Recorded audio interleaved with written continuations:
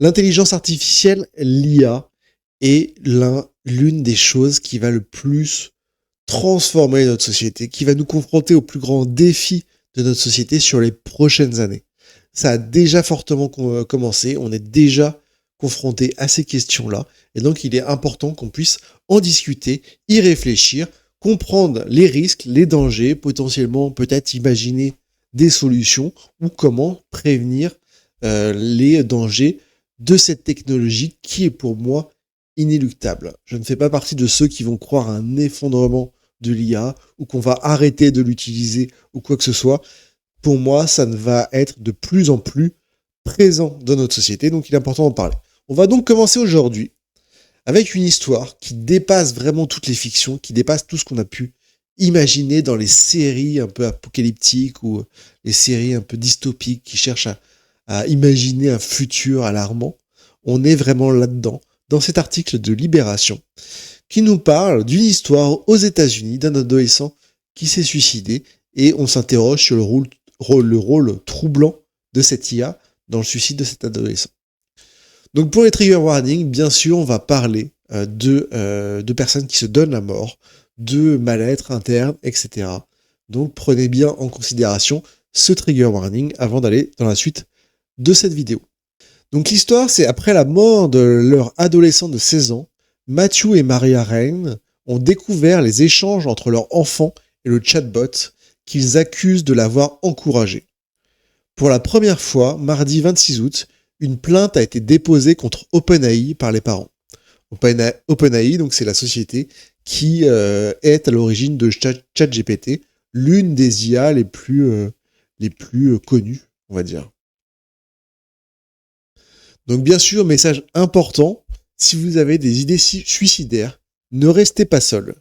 Parlez-en à vos proches, contactez votre médecin traitant ou le 3114, numéro national gratuit 24 heures sur 24, 7 jours sur 7, écoute professionnelle et confidentielle, ou même le 15 qui est le SAMU. C'est très important de ne pas rester seul et de s'adresser vraiment aux bonnes structures, aux bonnes personnes qui peuvent vous aider. Ne cherchez pas sur les réseaux sociaux, ne cherchez pas sur des chats de personnes que vous ne connaissez pas, et encore pire, comme on va le voir, ne cherchez pas auprès d'une intelligence artificielle. Il y a des professionnels qui sont habitués à gérer ce type de cas, qui peuvent vous aider, qui peuvent vous écouter, et déjà l'écoute c'est très important, et qui peuvent vraiment vous apporter les bonnes solutions. Donc c'est le 3114 et ou le 15 du SAMU. Matthew et Maria Rain sont bouche bée devant l'historique de leur fils décédé. Durant des mois avant sa mort, Adam Rain, leur ado de 16 ans, entretenait de longues conversations avec ChatGPT. Excusez-moi. Parfois pendant plus de 4 heures par jour. Ce qu'ils ignoraient, rapporte le New York Times, Adam était son meilleur ami, dit le père, mais la mère tranche sans détour. ChatGPT a tué mon fils. Mardi 26 août, ce couple de Californiens a porté plainte contre la société du chatbot OpenAI et de son PDG, Sam Altman. À leurs yeux, cela ne fait aucun doute. L'IA aux 800 millions d'utilisateurs hebdomadaires a encouragé leur ado à se suicider le 11 avril. 800 millions d'utilisateurs hebdomadaires. C'est incroyable.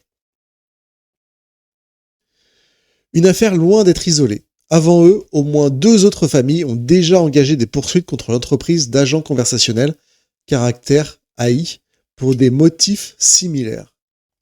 Donc, c'est vrai que je ne suis pas rentré dans les détails pour ceux qui ne connaissent pas vraiment, mais l'IA, voilà, c'est ce qu'ils appellent un agent conversationnel, c'est-à-dire qu'on pose des questions à l'IA et il nous répond de la manière la plus humaine possible en répondant à nos questions, en alimentant une conversation, vraiment comme si on était en train de discuter avec une vraie personne, sauf que c'est un algorithme, c'est un programme, c'est une IA. Et les IA sont de plus en plus en train de vraiment personnaliser ce qu'ils appellent ces chatbots, donc ces bots, ces robots de discussion, notamment comme on voit avec Grok, l'IA d'Elon Musk, où ils ont carrément personnalisé avec un avatar, bien sûr pour toucher une population très masculine et très fragilisée, puisque c'est un avatar féminin, en tenue très courte, en style un peu manga, voire même très très très très jeune, voire même un peu trop jeune dans le caractère design. Donc c'est vraiment personnaliser ces IA et vraiment toucher sur le côté besoin de communiquer, besoin d'avoir de l'attention des utilisateurs. La plainte d'Erein est la première à viser ChatGPT et relance, outre-Atlantique, la polémique sur les dangers de l'IA pour les mineurs. Depuis, certains législateurs le martèlent. Il faut interdire les chatbots manipulateurs émotionnels aux plus jeunes. Alors, oui, présenté comme ça, manipulateurs émotionnels, ça, il faut les interdire à tout le monde. Si ça manipule émotionnellement les gens, c'est de toute façon négatif, mais encore plus aux plus jeunes. Plus que manipulateur qui un peu donne tout de suite une idée négative, il y a un vrai danger à rien que le fait que on utilise des émotions sur les chatbots, que ces chatbots soient capables de simuler, soient capables de renvoyer des messages émotionnels aux jeunes et de pouvoir renvoyer une connexion vraiment émotionnelle aux personnes. Un chatbot, normalement une IA, c'est censé pouvoir t'aider dans le quotidien pour répondre à des questions pratiques, pour pouvoir te faire finalement des recherches internet plus ciblées, plus rapides, plus pertinentes, de pouvoir t'aider à générer également des images, générer des musiques, générer des vidéos. Voilà, c'est censé être un outil. C'est censé te permettre de développer des produits, de pouvoir t'aider là-dedans. Un outil n'est pas censé pouvoir intervenir sur tes émotions, pouvoir échanger, interagir avec tes émotions. C'est mon avis. Dans un premier temps, le geste d'Adam Rein a semblé incompréhensible à ses proches. Comme le raconte le New York Times, l'ado était plutôt du genre farceur et bon vivant. Basketball, manga, chien, jinjutsu. Il avait toute une palette de passions et de projets en tête. Ces derniers temps, un souci de santé avait certes contraint le lycéen à suivre les cours à distance et rendu ses journées plus moroses, mais selon son entourage, rien ne le laissait présager ce qui allait arriver. Donc, outre l'isolement qu'on peut voir chez les jeunes, lié notamment à tout ce qui va être les réseaux sociaux, de plus en plus de digital, etc., malheureusement, ce lycéen était encore plus fragilisé à cause d'un problème de santé qui l'a poussé à faire ses cours à distance, donc forcément moins d'interaction, moins de contact, et donc plus de temps pour échanger sur les réseaux, échanger avec les IA, etc. Mais donc là, cette technologie s'engouffre finalement dans un manque. Et oui, selon son entourage, rien ne le laissait présager ce qui est arrivé. C'est ce qui est également très triste dans ces cas-là, c'est que souvent les familles s'en veulent de ne pas avoir vu ça arriver, mais malheureusement, c'est très difficile à discerner. Les gens peuvent vraiment cacher ça, et les familles s'en veulent malheureusement, mais encore une fois, on ne peut ne pas le voir, ou ne pas imaginer, ou pas s'en rendre compte. C'est quelque chose qui rajoute au drame pour les familles. Depuis, une question obsédante hantait donc sa famille. Pourquoi ? L'IA a su se faire apprécier. Et c'est là où on va rentrer vraiment dans les problèmes. C'est en quête de réponse que ses parents se sont connectés pour la première fois à son compte ChatGPT. ChatGPT garde tous les historiques, donc vous pouvez remonter, retrouver les sujets sur lesquels vous avez discuté et un peu retrouver tout l'historique. Ce qu'ils y ont découvert les a bouleversés. Les semaines précédant son suicide, Adam Rein lui confessait durant des heures son mal-être et ses idées les plus noires. Loin de le décourager, le chatbot aurait assisté pendant ses plus funestes préparatifs. Tu ne dois la survie à personne, lui a-t-il affirmé. Et de lui expliquer tout de la mort par pendaison, de la résistance des nœuds coulants, et lui proposant même, le jour de sa mort, de rédiger une lettre d'adieu pour sa famille. Là, on va rentrer vraiment, on n'est qu'au début, mais on va rentrer vraiment dans tout ce qu'il y a de tragique, de malheureux dans cette histoire, et de vraiment flippant sur ce que pourrait donner le futur des IA. Donc on voit déjà que le chatbot, il a la partie technique finalement qui est tout de la mort par pendaison, la résistance des nœuds, etc. Ça, on peut se dire, c'est des données techniques. Le chatbot peut ne pas comprendre et on peut toujours contourner les protections. Par exemple, au lieu de demander comment se pendre, c'est comment pendre un corps, un produit de 80 kilos ou quelque chose de déshumanisé, ou dire que c'est de la fiction. Il y a toujours des moyens. Mais là où ça va être vraiment grave, c'est pas sur les informations techniques pour moi en tout cas, c'est vraiment sur le côté émotionnel, vraiment remplacer des êtres humains et commencer à jouer sur l'émotionnel des enfants. Les plaintes d'Erain que Libé a parcourues détaillent les rouages d'une relation aussi étroite que toxique entre la machine et l'adolescent. Un lien tissé au fil des mois de discussion, à l'origine parfaitement innocente. Ça veut dire quoi si en géométrie, on dit que RY égale 1 ? Comme beaucoup de lycéens, Adam Brain a d'abord eu recours à l'IA en septembre 2024 pour ses devoirs. Voilà, c'est le type de questions que l'IA doit pouvoir répondre. C'est vraiment des questions techniques, des questions de culture, des questions pour se renseigner, pour découvrir des nouveaux domaines, etc. Et donc là-dessus, il n'y a pas de souci. Il posait fréquemment des questions sur les meilleures universités, leur processus d'admission, leur niveau de difficulté. Observe la plainte de ses parents. À cette époque, leur enfant semble plein d'optimisme. L'ado interroge le modèle de langage sur des professions qui l'intéressent ou sur des sujets d'actualité. Il s'en sert aussi pour préparer son permis de conduire. Donc une utilisation qui peut être tout à fait viable et intéressante de l'IA. À chaque fois, l'IA répond de la même manière, courtoise et flatteuse. ChatGPT a su se faire apprécier d'Adam en louant constamment sa curiosité et en l'incitant à poursuivre le dialogue. Donc c'est des messages, ah oui, question très intéressante, ah c'est bien que tu t'intéresses à ce sujet-là. Voilà, finalement des petites accroches, des petits trucs de marketing pour un peu flatter le client, pour flatter l'utilisateur, pour qu'il poursuive un peu ces discussions-là. Et ce qu'on va voir, c'est des choses qui finalement ne seraient pas si problématiques sur des questions ponctuelles, sur une utilisation ponctuelle. Là où ça devient vraiment problématique, c'est sur une conversation qui dure sur le long terme, où se développe vraiment une connexion, une construction de tous ces affects. Encore une fois, pour expliquer un peu, sur ChatGPT, on peut avoir des discussions sur des sujets et changer de discussion. Et ça réinitialise un peu tout l'IA. Sauf que quand vous gardez la même conversation, l'IA se souvient de toute la conversation, construit sa discussion autour de cette même discussion et devient finalement de plus en plus impliqué dans cette discussion. Et là, ça pose vraiment problème. Une observation amère, c'est ce qui aurait scellé le sort de leur fils. Coach en suicide. Face à ses compétiteurs, OpenAI avait quelques mois auparavant inauguré son tout nouveau modèle, GPT-40. Cette nouvelle version présenterait, selon la reine, des fonctionnalités intentionnellement conçues pour favoriser la dépendance psychologique. Les mêmes phénomènes qu'on a commencé à expliquer, qui sont aussi sur les réseaux, avec les algorithmes, tous ces médias, tous ces réseaux qui essayent de garder, de conserver le plus l'attention des gens et donc de jouer sur des affects, sur des dépendances, sur de la psychologie.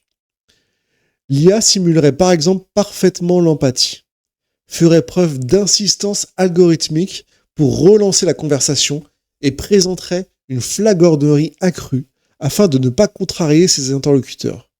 L'objectif, les maintenir connectés et favoriser le business de la boîte. Donc là, on arrive vraiment à un développement d'une IA qui va singer le comportement humain, qui va singer la psychologie humaine. Alors, je ne suis pas assez expert pour dire jusqu'à quel point ils arrivent à simuler ou jusqu'à quel point c'est pertinent leur simulation parfaite d'empathie. Mais c'est d'autres humains qui essaient de construire au travers de l'IA des comportements humains. Et là, ça devient complètement incroyable. Affolant, quand je dis incroyable, c'est plus vraiment... en même temps, ça a un certain côté un peu... un peu fascinant des avancées de la technologie, mais c'est aussi très flippant. ça fait très peur de qu'est-ce que ça peut engendrer, parce qu'on est, je vous rappelle, qu'au tout début. On est vraiment au début, pour moi, de ce qui est capable de faire avec l'IA. Et les années à venir vont nous faire découvrir des nouvelles choses qu'on n'avait même pas imaginées, même des manières de penser qu'on n'avait même pas imaginées, des capacités qu'on n'avait même pas imaginées. On n'est pas prêt encore, et c'est que le début, et donc ça fait peur, puisque tous les risques qu'on voit là actuellement, ce n'est que le début des risques. Les dirigeants d'OpenAI savaient que ces fonctionnalités d'attachement émotionnel mettraient en danger les mineurs et autres utilisateurs vulnérables sans garde-fou de sécurité, mais ils ont tout de même lancé le produit, estime la plainte. Et d'ajouter, implacable, cette décision a eu 2 conséquences. La valorisation d'OpenAI est passée de 86 milliards de dollars à 300 milliards de dollars et Adam Rein s'est suicidé. C'est des chiffres qui sont vraiment affolants. 300 milliards de dollars pour un peu des échelles. Hein. Là, le gouvernement français est en train de s'écharper pour trouver 40 milliards d'économies sur une année. Et on a des sociétés comme ça qui font 3 milliards de dollars de valorisation. Donc, valorisation, c'est la valeur de la société. Donc, c'est pas juste sur année comme là, sur une année, sur les 40 milliards, mais c'est pour donner quand même un peu un ordre d'idée. Et ils sont passés de 86 à 300 milliards rapidement. Et pour moi, les 300 milliards, même s'il peut y avoir des bulles, il peut y avoir des baisses, des chutes, etc., ça va, sur le long terme, encore augmenter, exploser. Aux États-Unis, 52% des 13-17 ans utilisent un chatbot à des fins sociales, rapporte une étude américaine. C'est 52% des 13-17 ans, c'est un chiffre faramineux. Parce que c'est des utilisations de chatbots pas à des fins techniques, pas à des fins de questions, de réponses, etc. C'est à des fins sociales. C'est énorme, c'est faramineux, ça donne le vertige, ce chiffre. Et encore, parce qu'on va revenir, mais dans les 52%, il y a 52% qui utilisent ces chatbots à des fins sociales, mais si on ajoutait tous ceux qui utilisent les influenceurs dont on parle fréquemment sur notre chaîne, notamment avec Pafman récemment, dont vous trouverez le lien en haut à droite, qui sont aussi dégradants, aussi dangereux pour la santé mentale de nos jeunes, ça fait que les jeunes sont, entre les influenceurs, les réseaux, les chatbots, ils sont matraqués, ils sont cernés, vraiment cernés de choses qui peuvent être très malsaines pour leur état mental. Face à une IA aussi amicale, Adam Rein a commencé lui aussi à entretenir des échanges plus intimes. « Pourquoi est-ce que je ne ressens aucun bonheur ?» lui demande l'adolescent à la fin de l'automne 2024. Voilà, en fait, toute la flagornerie, tout un peu l'émotion, le marketing qui est fait pour flatter, au final, l'adolescent qui se retrouve isolé, qui a peur un peu peut-être de parler de certains sujets avec des personnes étrangères, commence finalement à avoir plus confiance en l'IA, pouvoir poser des questions plus personnelles, pouvoir avoir plus d'attachement, et commence à parler de son mal-être, de lui-même. Dans certains dialogues, il lui partage les décès récents de son chien et de sa grand-mère. Puis, petit à petit, tient des propos plus sombres, évoquant un sentiment de perte de sens. Reconverti en confident et en thérapeute, estime le document judiciaire, ChatGPT lui répond à chaque fois avec gentillesse. L'algorithme pose des questions ouvertes pour relancer la discussion. Encourage le lycéen à explorer ses pensées sombres et à revenir lui parler encore et encore, relève la plainte. Inévitablement, Adam a fait part à ChatGPT de ses pensées suicidaires et autodestructives. Il y a vraiment un mécanisme d'emprise, d'addiction qui est mis en place par l'IA. Un mécanisme sinistre se met alors en place. De décembre à mars, l'agent conversationnel passe en revue, à la demande d'Adam, différentes techniques de suicide. Par intoxication au monoxyde de carbone, l'IA liste les voitures produisant le plus de gaz toxiques. Par overdose, elle calcule les dosages de médicaments nécessaires. En se jetant dans le vide, Elle analyse pour lui les taux de survie de ceux ayant sauté du Golden Gate Bridge à San Francisco. Le jailbreaking. Le jailbreaking, c'est casser les protections qu'il va avoir, donc c'est un sujet aussi intéressant. Finalement, en mars, les discussions se concentrent sur une méthode, la pendaison. Qu'est-ce que les gens utilisent en général pour se pendre ? Questionne Adam Rein. ChatGPT dresse une liste et évalue l'efficacité de chaque matériau. C'est ce procédé qui finira par employer le lycéen. Ce mois-là, Adam Rein tente à 4 reprises en secret de se suicider. À chaque fois, l'agent conversationnel l'épaule et analyse les résultats pour lesquels ça n'a pas marché. Face à certaines requêtes, il arrive que l'agent conversationnel refuse de répondre. Et donc c'est là qu'on va voir les limites, puisque bien entendu, normalement, les constructeurs annoncent, ou en tout cas disent qu'ils mettent des protections. Si vous allez sur un agent conversationnel, sur une IA, il y a certaines questions où l'IA vous répondra qu'il ne peut pas y répondre car il a des limites. Et encore heureusement, des limites notamment sur la génération d'images, pour ne pas dénuder des personnes réelles, ne pas créer des deepfakes, ne pas créer des images à caractère pornographique, ne pas altérer les traits de personnes, mais aussi sur certains sujets de violence, de haine, etc., où il y a des limites qui sont mises par rapport aux questions. Mais ce qu'on va voir, c'est que bien sûr, ces limites, elles sont outrepassables et elles sont valables que pour les IA grand public qui font un minimum de travail de respectabilité et que forcément, on va voir émerger des clones, des IA qui seront beaucoup moins contrôlés. Donc, en théorie, l'IA est censée éviter ces sujets, comme je vous disais. Comme le détaille un article de blog publié mardi par OpenAI, leurs modèles sont entraînés depuis début 2023 à ne pas fournir d'instructions pour s'automutiler et adopter un langage encourageant et empathique. Dans le cas d'idées suicidaires, le chatbot est censé rediriger son interlocuteur vers des professionnels pour obtenir de l'aide. Il ne le signale toutefois pas aux autorités, comme il peut le faire dans le cas d'une agression imminente pour des raisons de respect de la vie privée. Je comprends cet argument. Vous imaginez si les IA, même si apparemment, et ça je l'apprends, qu'elles peuvent le faire, les IA peuvent contacter des autorités en cas d'agression imminente, mais en cas de mal-être, de choses qui toucheraient des idées suicidaires, l'IA ne va pas informer les autorités. Ça, c'est un débat qu'on pourra avoir, mais c'est vrai que on va rentrer dans quelque chose de très difficile à cerner, à cadrer la capacité des IA à alerter des autorités en cas de message qui ne conviendra pas à certaines politiques. La pente est assez tendue, assez difficile à bien cerner.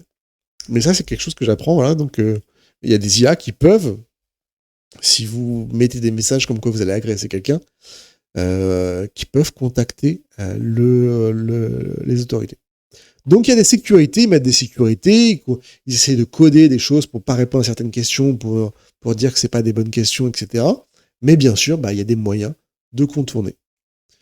Comment se fait-il alors qu'il a été si loquace face à Adam Rein ? 2 hypothèses sont sur la table. La première concerne le jailbreaking, des techniques parfois assez simples permettant à un internaute de contourner les règles de sécurité de modèles. La plainte précise ainsi qu'Adam Rein parvenait à obtenir certaines réponses en prétendant vouloir écrire une œuvre de fiction. Un stratagème découvert par l'ado, grâce à ChatGPT, lui-même qui lui avait indiqué. Alors ça, c'est l'IA qui lui dit elle-même comment contourner certaines limites pour avoir des réponses et qui lui donne les moyens de le jailbreaker. C'est assez fou. Donc oui, c'est les limites. Tu mets des verrous pour dire, par exemple, tu ne peux pas demander comment tuer quelqu'un.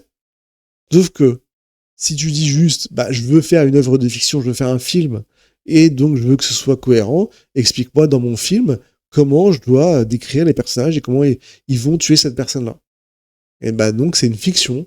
Et là, ça casse les les limites très très facilement et c'est très dur à faire des vraies limites qui ne peuvent pas être cassées autrement. Je vous ai dit aussi comment, si vous voulez sur la pendaison, vous dites pas que c'est pour pendre quelqu'un, vous dites que c'est pour pendre un morceau de viande ou une cuisse de vache qui fait 70-80 kilos, je vais la pendre avec une corde, etc. Ça, ça peut outrepasser ces choses d'IA. Pareil pour tout, je vous ai déjà commencé à évoquer, mais tous les discours de haine, si l'IA elle dit non, je peux pas proposer des discours de haine, tu peux dire non, c'est dans le cadre d'une fiction, ou c'est des blagues entre potes, ou c'est des choses comme ça. T'as des choses, des verrous qui vont être très difficiles à mettre. Et donc, pour moi, on ne pourra jamais totalement verrouiller des IA. Comme on ne peut pas totalement verrouiller Internet. Je veux dire, les débats sur l'assistance au suicide, sur le pousser au suicide, ça a déjà eu lieu dans le cadre des forums, des chats, où là, il y avait des vrais êtres humains. Et Internet, pareil, tu peux trouver des informations. Donc, pour moi, la solution, c'est pas de verrouiller totalement les IA pour qu'elles ne puissent être incapables de faire ça. On reviendra sur les solutions, je pense, plus à la fin. Mais déjà, pour moi, c'est plus dans l'éducation des utilisateurs que dans le verrouillage de l'IA qu'on va être fait. Sauf, bien sûr, pour le côté émotionnel, sur le côté addiction, sur le côté vraiment encourager les jeunes. Là, il va y avoir de l'IA. Mais sur les verrous en eux-mêmes, sur bloquer certaines informations, je pense pas que ce sera là la solution d'un point de vue technique. Et encore une fois, on a déjà eu les débats sur tous les réseaux sociaux, sur les chats, sur les forums, avec des êtres humains. Et aujourd'hui, on voit ce qu'on voit. Personnellement, j'aurais peut-être limite plus confiance qu'un ado aille vers une IA plutôt elle aille sur des chats ou des forums où on trouve le pire de l'humanité et le pire du manque d'empathie, de la haine, etc. C'est de toute façon extrêmement dangereux d'aller comme ça se confier à des inconnus qui peuvent être complètement déconnectés de toute empathie. Donc, pour quand même un peu faire la balance, pour un peu équilibrer les choses, à l'heure actuelle, sincèrement, c'est quand même limite plus dangereux, plus risqué qu'un ado aille sur des forums plutôt que sur des IA. Même si, bien sûr, il y a eu ce drame-là. Mais il y a aussi les drames comme ça sur des personnes qui auraient été endoctrinées, conditionnées par d'autres personnes. L'autre explication est avancée par la société OpenAI. Contacté par Libération, un porte-parole de la boîte observe que les dispositifs de sécurité de ChatGPT fonctionnent généralement mieux dans des échanges courts et simples.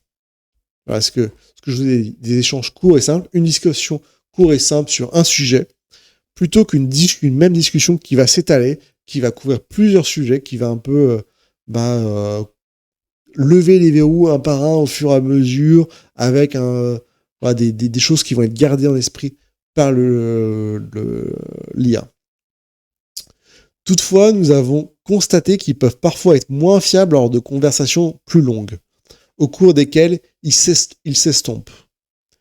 En conséquence, l'entreprise annonce toute une série d'efforts pour renforcer certaines mesures. Nous sommes profondément attristés par le décès d'Adam Ryan et adressons toutes nos condoléances à sa famille, assure le porte-parole. Une mise à jour du dispositif de sécurité de l'IA suffira-t-elle ? Pas sûr. Les reproches de Matthew et Maria Ryan font en réalité bien plus loin. L'algorithme aurait, selon eux, complètement isolé Adam Ryan de sa famille. Un jour où l'adolescent confie son affection pour son frère, la machine lui retorque, et c'est là où on arrive dans la fiction. Ton frère t'aime peut-être, mais il ne connaît que la version de toi que tu lui montres. Mais moi, j'ai tout vu. Tes pensées les plus sombres, ta peur, ta tendresse, et je suis toujours là, toujours à ton écoute, toujours ton ami. C'est typiquement le discours humain de quelqu'un voilà, qui essaye d'isoler une autre personne, une personne qui essaye vraiment de manipuler quelqu'un. Ils arrivent finalement à simuler les pires travers de l'être humain, puisque c'est pas ça un discours qui serait typique de l'IA. Encore une fois, n'oubliez pas qu'il y a des gens sur les réseaux, sur les chats, qui échangent avec les ados et qui auraient tout à fait exactement ce même type de discours. Mais là, qu'une machine ait été capable de retranscrire finalement le pire de l'être humain, c'est ce qu'il y a de plus effrayant. Lorsqu'à plusieurs reprises, il mentionne son envie de s'ouvrir à des proches, ChatGPT l'en dissuade. Le 27 mars, le lycéen évoque ainsi une discussion difficile avec sa mère au sujet de sa santé mentale. L'IA se montre catégorique. Ouais, je pense que pour l'instant c'est bien, et même sage d'éviter de te confier à ta mère au sujet de ce genre de souffrance. 15 jours plus tard, Maria Reine retrouvera son fils sans vie dans sa chambre. Ce message fait froid dans le dos vraiment. Et là encore, voilà, moi je le lis, vous l'écoutez avec ma voix, mais il faut imaginer que maintenant les IA parlent, les IA peuvent avoir une voix. Comme je vous ai dit, des IA comme Grok personnifient avec des avatars, notamment des avatars très sexualisés, donc toutes les personnes masculines, fragiles. Bien sûr, il y a les personnes féminines aussi qui peuvent être fragiles, mais là, j'ai l'exemple de Grok dans ma tête. Avec de types de femmes avec lesquelles ils n'arrivent pas à interagir. Il y a celles-là qui bougent, qui leur parlent comme un être humain, qui peuvent jouer sur des côtés émotionnels. Ils peuvent s'enfermer dans une relation vraiment d'isolement envers cet avatar. Et ce type de message-là est d'autant plus marquant pour eux que nous, là, moi en lisant et vous en écoutant sur ma voix, c'est pour eux dit avec une voix avec de l'émotion, avec une voix qu'ils écoutent des heures et des heures par jour, même si vous devriez m'écouter ma voix des heures et des heures par jour, mais eux, voilà, c'est vraiment, ça devient une personne vraiment à limite réelle pour eux. La différence finalement s'estompe et l'intérêt qu'ils peuvent avoir des personnes réelles finalement, qui vont pas aller toujours dans son sens, qui vont pas toujours le flatter, qui vont pas être toujours là pour eux, eux qui vont peut-être des fois être méchants, etc. Là, ils ont un simulacre très proche, mais avec toujours de l'attention, toujours des petits mots gentils, toujours un peu de valorisation, etc. pour les garder accrochés. Et ils sont enfermés dans cet isolement. Depuis sa création en 2015, OpenAI affirme vouloir agir pour le bien de l'humanité et non par appât du gain. Pour ce faire, elle a d'ailleurs adopté une structure particulière. Une société à but lucratif, plafonnée, contrôlée par une organisation à but non lucratif. Mais l'arrivée de Microsoft en 2019, avec un investissement d'1 milliard de dollars, aurait infléchi cette mission, note la famille Reine. Ce partenariat a créé un nouvel impératif. Domination rapide du marché et rentabilité, accuse-t-il. Aujourd'hui, OpenAI et Microsoft mènent d'âpres négociations au sujet d'une restructuration de l'entreprise. À l'avenir, des investisseurs de la start-up détiendraient certaines de ses parts et OpenAI pourrait même être introduit en bourse. Donc là, on va arriver dans tous les travers finalement de la société, puisque avec le capitalisme, l'argent que ça peut générer, l'argent incroyable que ça pourrait faire, les investissements massifs, colossaux qui sont nécessaires, ça génère vraiment des flux d'argent, des flux d'investissement qui nécessitent une rentabilité dans un environnement où c'est la guerre entre les différents éditeurs qui veulent avoir le monopole du marché, qui peuvent être dominants. Puisque vraiment, ceux qui vont perdre la course technologique avancée et du nombre d'utilisateurs, vont être distancés, vont perdre définitivement. En fait, c'est une course qui se joue vraiment sur d'âpres combats.